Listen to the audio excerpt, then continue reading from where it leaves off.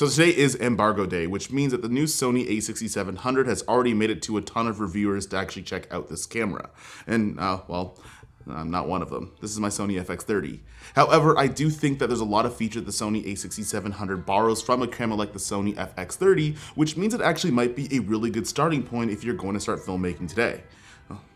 We'll talk about it. Now, the a6700 borrows a ton of stuff from the Sony FX30, but there's a little bit of a twist.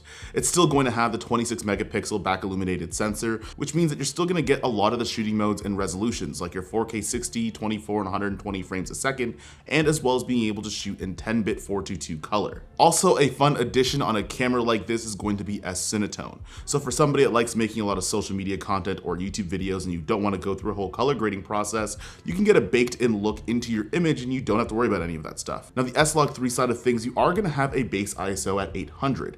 Now, I don't have the camera on me, so I don't know if the dual base ISO is going to still be 2500 like the Sony FX30. However, you're still going to get the 14 stops of dynamic range that S-Log3 has while on the Sony a6700. Now, you are going to be able to shoot in 4K, but you're also going to get all intra on this camera as well, which is a higher codec that you can use that are on some of the higher quality Sony cameras, such as my FX6 that I'm recording on right now. You're also still getting that downsampled image that's going to be on the Sony FX30, but there's also another twist as well. You could actually still import LUTs on the Sony a67 like you can on some of the other FX cameras.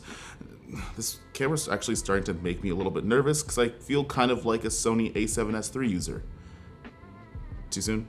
Now, I did say the sensor is a little bit of a twist because they actually added in an AI processor as well. So you're going to get a lot of things that they borrowed from the Sony ZV-E1, like the auto reframing, and you're going to get that AI autofocus as well. But there's no cinematic mode, which I don't know if anybody misses that, but it's not going to be in this camera. Now, the a6700 definitely isn't a Cineline camera like the Sony FX30. I feel like I keep saying that. However, the body does have some upgrades that I didn't actually find in other Sony Alpha cameras that I might have owned before.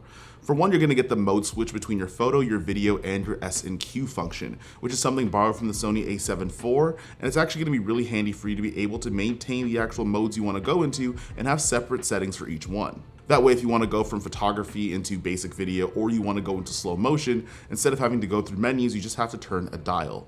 And speaking of menus, it actually still borrows a lot of the same things as some of the other cameras that are available as well.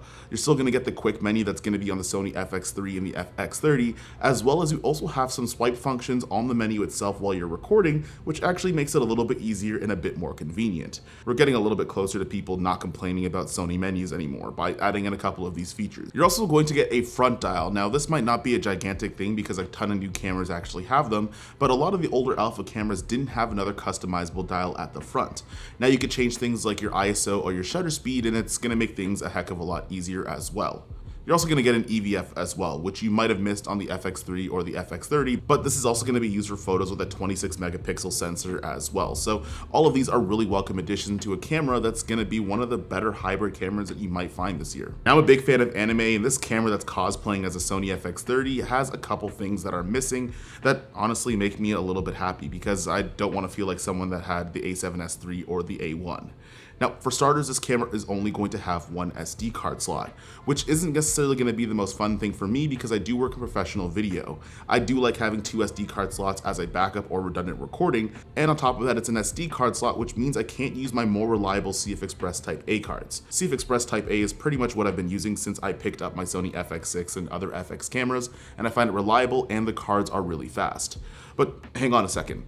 Does that mean that you can still use the all-intra recording and the modes that are inside of it while only using an SD card?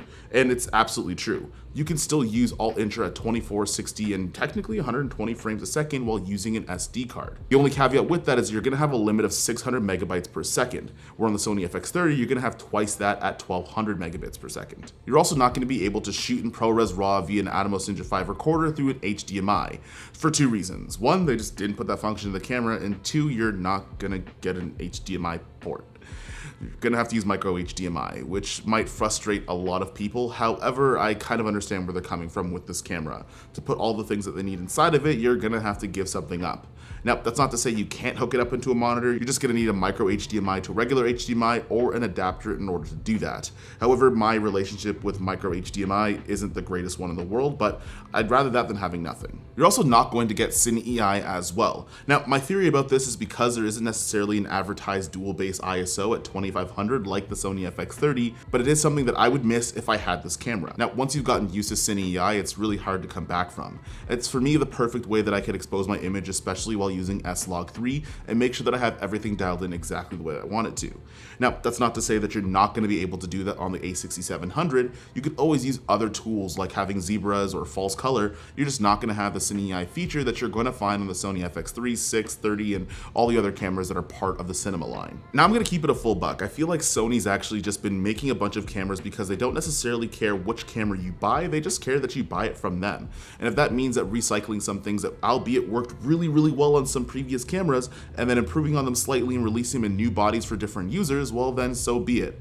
I think we've gotten to the point where every single camera is going to be really good, and it's just a matter of copying what works and adding a little bit to it rather than making an entirely new system. That being said, I think the a6700 is going to be geared more so to somebody that's either starting off in videography and filmmaking, or somebody that makes a lot of content on things like YouTube or Instagram, or I guess Threads now? Are we doing Threads? But I think this is going to be the content creator's camera. It did add a lot of the AI features that were borrowed from the A7R5 and the Sony ZV-E1, and at the same time, you're still going to get the really great quality image that you're going to get from the Sony FX30. There's been a lot of cameras that have a 6K downsampled image, AI features, great autofocus, 14 stops of dynamic range, and all the bells and whistles that you might see in a camera like this, but actually priced a little bit less than the Sony FX30. Because the Sony a6700 is going to be about $1,400 at launch, which means that it's even cheaper than the Sony FX30, which I thought was pretty cheap to begin with.